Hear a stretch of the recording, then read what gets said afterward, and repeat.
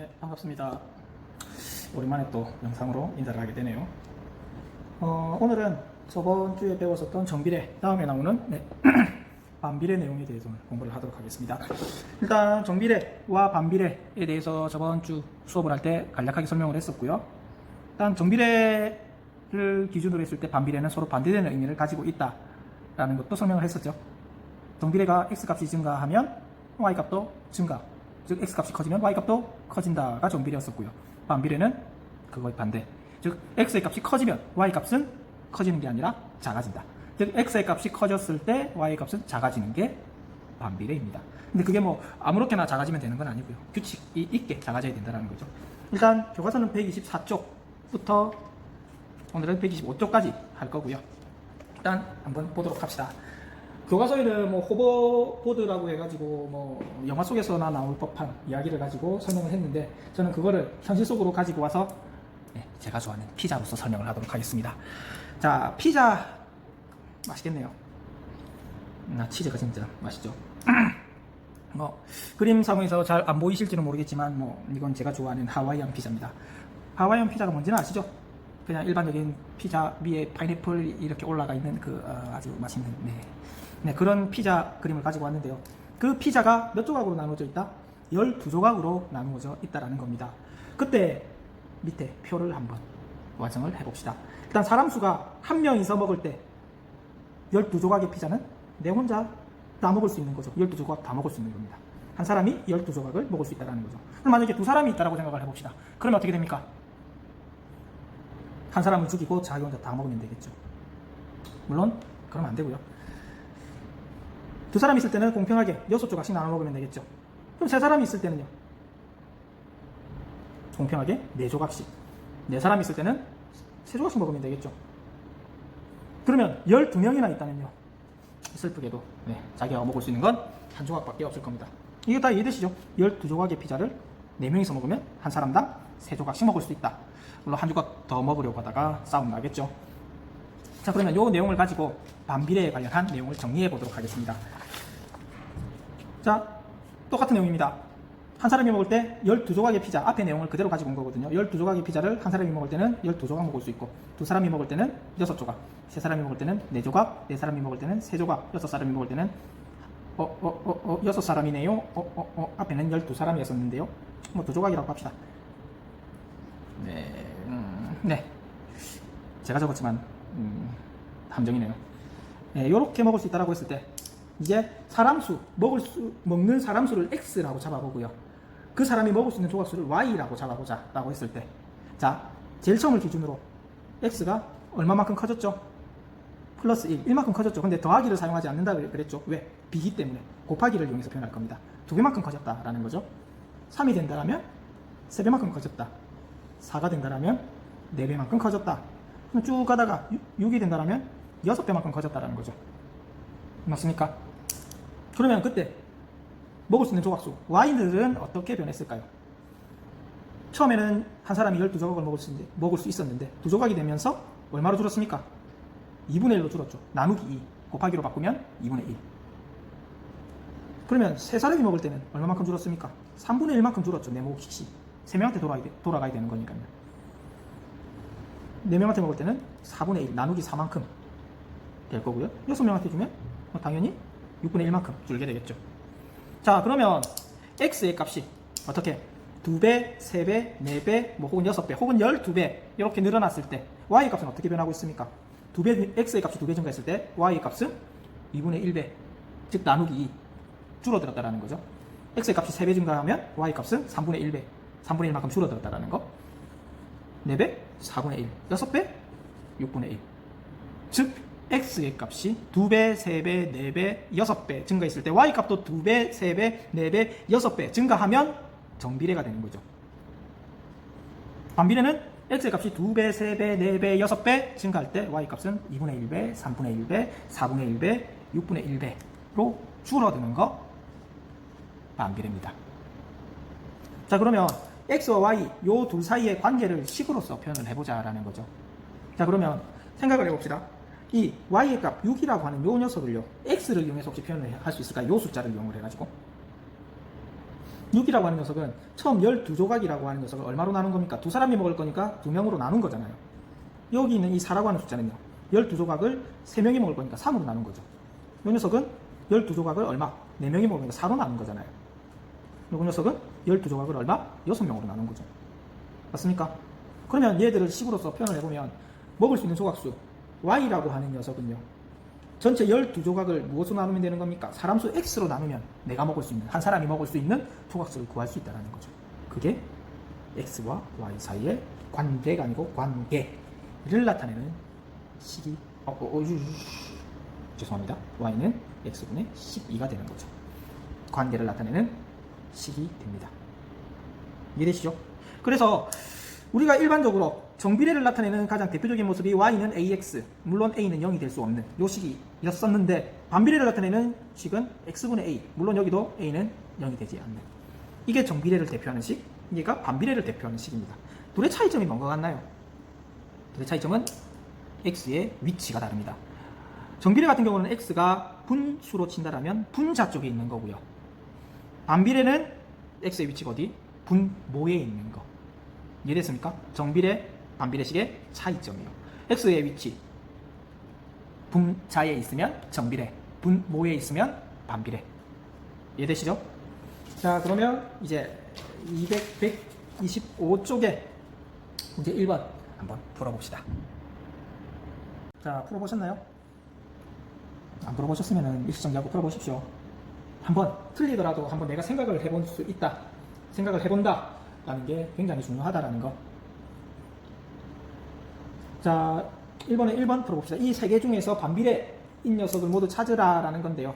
일단 생각을 해봅시다. 음료수 2리터가 있는데 X명이 똑같이 나누어 마신다라는 거죠. 그러면 한 명이 있다라면 몇 리터를 먹을 수 있는 건가요? 2리터 혼자서 다 먹을 수 있는 거죠. 두 명이 있다라면 얼마? 1리터씩 먹을 수 있는 거죠. 4명이 있다라면요 500ml 혹은 뭐 0.5리터씩 먹을 수 있는 거죠. 이해됐습니까? 10명이 있다라면요 200ml 0.2리터씩 먹을 수 있는 거죠. 즉 관계가 x가 2배, 4배, 10배 커지면요 얼마? 반으로 줄었네요. 2분의 1, 4분의 1이잖아요. 얼마? 요거는 10분의 1이 되는 거죠. y 값은 2배, 4배, 10배 만큼 작아진다라는 거. 그럼 얘는 정비례인가요? 반비례인가요? 반비례죠. 이해됐습니까? 자, 두 번째, 가로의 길이가 x이고 넓이가 7인 직사각형의 세로의 길이를 y라고 잡아보자. 그러면 직사각형 한번 그려봅시다. 가로의 길이가 x고요, 이 넓이는 7제곱cm고 세로의 길이는 y라고 줬네요. 그러면 x와 y 사이의 관계를 한번 표현을 해볼까요? x와 y 사이, x 곱하기 y는 7이 되는 거죠. 넓이가 7이라고 했으니까 직사각형은 가로 곱하기 세로, 그러면 가로 x, 세로 y로 곱하면 7이다. 그러면 요 식을 보면서 얘가 정비례인지 반비례인지 판단할 수 있을까요? 판단할 수 있습니다. 아까 전에 제가 앞에서 설명했다시피 정비례, 분자에 x가 있으면 정비례, 분모에 x가 있으면 반비례라고 얘기했었죠. 그럼 얘는 분자에 x가 있나요? 분모에 x가 있나요? x가 위쪽에 있으니까 분모 쪽은 아니잖아요. 그래서 얘를 정비례라고 생각을 할 수도 있겠지만 아니죠. 왜? 항상 x의 위치를 가지고 정비례, 반비례를 구별을 할 때는요 한쪽에는 뭐밖에 없어야 된다? y가 있어야 되고, 반대쪽에, 등호의 반대쪽에 x가 있어야 됩니다. 즉 x와 y를 양쪽으로 떨어뜨려 놨을 때 분자에 있느냐 분모에 있느냐를 판단을 해야 된다고요. 근데 얘는 지금 등호를 기준으로 해서 x, y가 같은 쪽에 있잖아요. 그래서 이 상태로는 판단을 못하고 어떻게 x와 y를 떨어뜨려야 된다는 거죠. 그러면 일단 여기 y를 남겨두고요, 이 x를, 곱해져 있는 x를 반대쪽으로 이항을 시킵시다. 그럼 어떻게? 역수가 되면서 넘어가게 되겠죠. 그럼 어떻게 됩니까? x분의 7이 되겠네요. 즉 y는 x분의 7. 그럼 x의 위치가 분모, 분자, 분모. 그러면은 반비례. 즉 식을 가지고 정비례, 반비례를 구별해야 된다라면요 x와 y를 등호를 기준으로 해서 양쪽으로 놓아두고 분모에 있는지, x의 위치가 분모에 있는지 분자에 있는지를 판단하면 됩니다. 이해됐죠? 물론 y를 분자의 위치에 놓고 생각을 해야 됩니다. 자, 마지막, 하루 중 낮의 길이가 x시간, 밤의 길이가 y시간이라고 했을 때, 그럼 x, y 사이의 관계를 한번 식으로 표현을 해볼까요? 하루가 총 몇 시간이죠? 24시간. 하루 24시간. 그러면 낮의 시간과 밤의 시간을 더하면 얼마가 나와야 되는 건가요? 하루가 나와야 되겠죠. 하루는 낮 아니면 밤 아닌가요? 물론 뭐 새벽도 있고 저녁도 있고 하긴 하지만요. 새벽은 해가 떠 있는 기간이니까 낮이라고 생각을 하고요. 밤은 저녁도 뭐 해가 떠 있는, 해가 지는 기간이니까 뭐 해는 떠 있긴 하잖아요. 낮이라고 생각을 할 수 있다는 거죠. 즉 해가 떠 있는 시간을 낮, 해가 지고 없는 시간을 밤이라고 한다면 하루는 이렇게 표현할 수 있다는 거죠. 그러면 정비례인지 반비례인지는 어떻게 표현을 할 수 있다? x와 y를 떨어뜨려 놓고 생각을 해야 된다는 거죠. 그럼 이거를 이해하면 쉽습니다. 얘는 더하기니까 마이너스로 넘어가게 되겠네요. 그럼 x가 분자에 있나요? 분모에 있나요? 분모자에 있는 거죠. 그럼 얘를 정비례라고 얘기하면 또 큰일 납니다. 얘는 또 정비례는 아니거든요. 왜? 정비례라고 하는 것은 y는 ax의 모습이었죠. 즉 x 앞에 어떠한 숫자가 곱해져 있어야 되는 모습이었다고요. 근데 얘는 x에 어떤 녀석이 더하거나 빼져 있는 상태인 거잖아요. 얘는 정비례도 아닙니다. 즉 얘는 정비례도 아니고 반비례도 아닌 녀석. 이해됐습니까? 그래서 반비례인 녀석은 요거 두 개가 되겠네요. 자, 이제 1번 해봅시다. y가 반비례. 또 하나 한 글자가 빠졌네요. x의 반비례하고 x가 4, y가 9일 때 y를 x에 대한 식으로 나타내시오. 이게 가장 안타까운 문제. 그냥 식을 가지고 관계를 이용해서 풀어야 되는 문제이긴 한데요. 뭐 그래도 요걸 알아야지 앞으로 여러분들이 x와 y 사이의 관계를 얘기하는 부분에 대해서 조금씩 익숙하게 될 수 있습니다. 지금 배우고 있는 이 부분이 잘 안 된다라면 좀 힘들어질 수 있다는 점 생각하시고요. 자, 일단 x가 y에 반비례한다 그랬잖아요. 그럼 반비례식을 한번 생각을 해봅시다. 이었었죠? a는 0이 되면 안 되고요. 맞죠? y는 x분의 a 라고 하는 게 이게 반비례를 대표하는 식. 반비례한다라고 하니까 반비례식을 적었습니다. 그때 뭐 x는 얼마? 4고 y는 9라는 거죠. 그러면 y 대신에 9를 넣어보고 x 대신에 4를 넣어서 이 우리가 모르는 이 a의 값을 구하자라는 거죠. 이해됐습니까? 결국 a를 구하게 된다면 요 식을 구할 수 있다는 거죠. a가 정확하게 얼마인지 모르니까요. a를 구하는 게 우리의 목적. 그래서 x, y 값을 이용을 해가지고 a 값을 찾아내면 됩니다. 그러면 y 대신에 얼마? 9 넣고요. x 대신에 4를 넣으면 식이 이렇게 바뀌게 되는 거죠. 9는 4분의 a. 여러분들이 뭐 잔소리 같이 들릴 수는 있겠지만 나중에 식을 적을 때 9하고 a 혹은 4를 약간 요렇게 적으시는 분들이 있더라고요. 약간 좀 애매한데 요렇게 적으시는 분들이 있더라고요. 대충 적을 때. 얘를 다른 사람이 보면 9라고도 생각을 할 수 있거든요. 이해됐습니까? 9는 정확하게 9는 정확하게 9처럼 적어주셔야 됩니다. 나중에 2학년 때 시험을 칠 때 이런 실수들을 많이 합니다.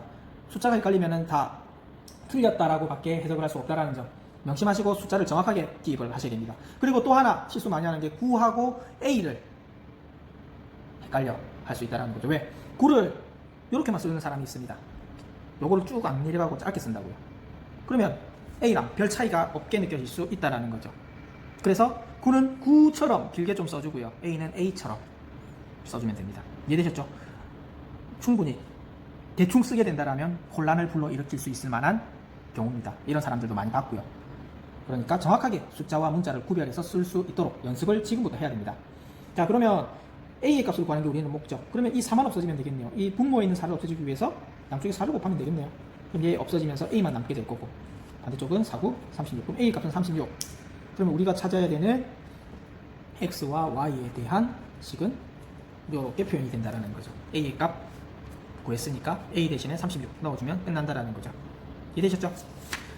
자, 같은 방법으로 문제 2번 풀어봅시다. 둘 다 x와 y는 반비례하는 녀석들이고요. x가 6, y가 마이너스 4, x가 마이너스 7, y가 마이너스 5일 때 그 관계를 정확하게 식으로 표현을 해보자라는 겁니다. 자, 한번 해보십시오. 일시정지하시고요. 자, 같이 한번 해볼까요? 일단 반비례식이라 그랬으니까 뭐 기본적인 식은 다 요 모양이 될 겁니다. y는 x분의 a. 물론 a는 절대 0이 되면 안 되고 얘도 a는 절대 0이 되면 안 됩니다. 물론 등호를 쓸 때도 좀 정확하게, 저부터 정확하게 써야 되는데요. 그쵸? 이것도 1처럼 보일 수 있겠네요. 바로. 자, 그러면 x 대신에 이제 얼마? 얘 대신에 6 넣을 거고요. y 얘 대신에 마이너스 4 넣을 겁니다. 그러면 식을 다시 한번 더 적어보면 6이 되겠네요. 6, a. 그럼 a 값은 얼마가 나오나요? 양쪽에다가 6을 곱하면 되겠네요. 약분. 그러면 6, 4, 마이너스 24. 그럼 a가 마이너스 24라 그랬으니까 식은 y는 x분의 마이너스 24. 마이너스 x분의 24. 마이너스 x분의 24. 어느 걸 적어도 상관은 없습니다. 마이너스 위치는 어디에 있든 상관없다고요. 다 똑같은 표현입니다. 그렇지만 뭐 제일 예쁘게 보인다라면 앞쪽으로 빼는 얘가 제일 예쁜 거죠. 즉 y는 x분의 마이너스 24, 마이너스 x분의 24, 뭐 그렇게 표현을 하면 될 것 같네요. 자, 얘도 똑같이 하면 되겠네요. y 대신에는 마이너스 5를 넣을 거고요, x 대신에는 마이너스 7을 넣을 겁니다. 그러면 마이너스 5는 마이너스 7분의 a가 될 거고요. 그러면 마이너스 7을 없애주기 위해서 양쪽에 마이너스 7을 곱하게 된다면 약분, 그래서 a만 남게 되겠죠. 여기에. 그러면 여기는 마이너스 곱해니까 플러스 5 곱하기 7, 35. 그래서 우리가 구해야 되는 식은 y는 x분의 35가 되겠네요. 간단하죠? 우리가 앞에서 배웠었던 등식의 성질만 정확하게 알고 있다라면 어렵지 않게 풀 수 있을 겁니다. 자, 문제 3번입니다. 좀 어려울 수도 있습니다. 한번 생각을 해보시고요. 같이 풀어보도록 합시다.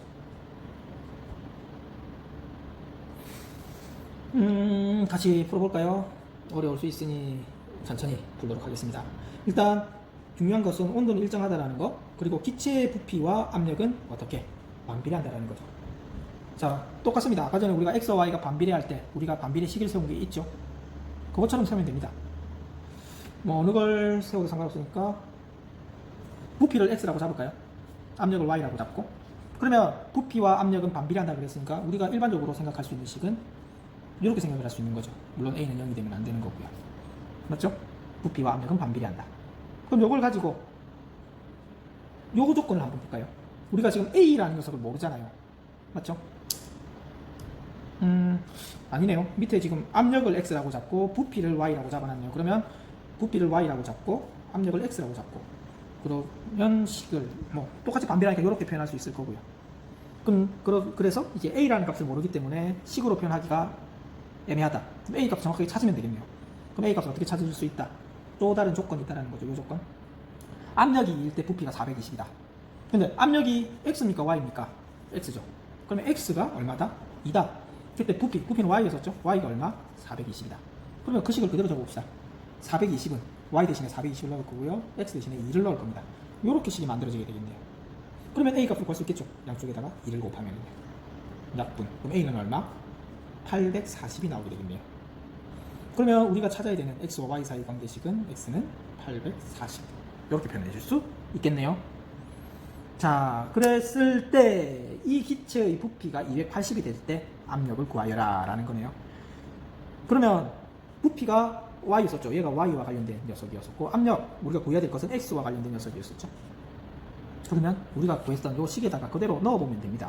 일단 부피가 280이라고 했으니까 식을 y 대신에는 280을 넣고, x는 우리가 지금 구해야 되는 거고요. 식이 이렇게 표현이 되겠죠. 그러면 양쪽에 x를 일단 곱하고 요거 나눠지면서 280x는 840이 되겠죠. 그러면 이제 280x만 구하고 싶은 거니까 280을 나누어 준다라면 끝나게 되겠죠. 약분 4로 나눠지는 거예요. 4, 7, 28, 4, 2, 2는 21. 이것도 약분이 되네요. 7, 1은 7, 7, 3, 21. 3만 나오네요. 압력은 몇 기압? 3기압이다. 따란. 이렇게 구할 수 있습니다. 제가 풀면 이렇게 간단한데 내가 풀면 왜 이리 어렵죠? 내공의 차이입니다. 여러분들 열심히 하시면 할 수 있습니다. 포기하지 마시고요. 자, 이거는 이제 제가 반비례와 관련해서 준비한 연수 문제입니다. 한번 해보시죠. 일단 반비례인가 한번 찾아볼까요? x가 2배, 3배, 4배 증가하고 있네요. 맞죠? 그러면 y는 24에서 21 반으로 줄었네요. 24에서 8 3분의 1로 줄었네요. 나누기 3이 되는 거죠. 6 4분의 1이 되네요. 그러면 2배, 3배, 4배 커질 때 그만큼씩 줄어드는 거니까 얘는 반비례가 되는 거죠. 반비례가 되는 겁니다. 자, 밑에 것도 한번 볼까요? 밑에 거는 x는 똑같네요. 2배, 3배, 4배. 그럼 요거는 반으로 줄었나요? 12에서 반이면 6이 돼야 되는 거잖아요. 반이 일단 안 되네요. 반 안 되고. 얘는요. 3분의 1배가 돼야 되는데 여기 2분의 1배 반 나오는 거네요. 그러면 얘는 또 4분의 1배가 맞네요. 근데 앞쪽 두 개가 규칙에 벗어난다라는 거죠.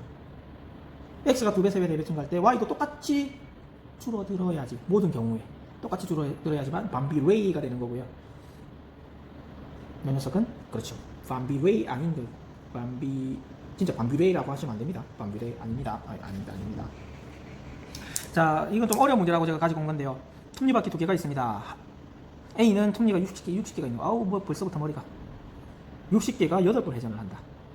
그러면 X번이 X개인 톱니바퀴가 Y번 회전한다고 했을 때 물음에 답하시오.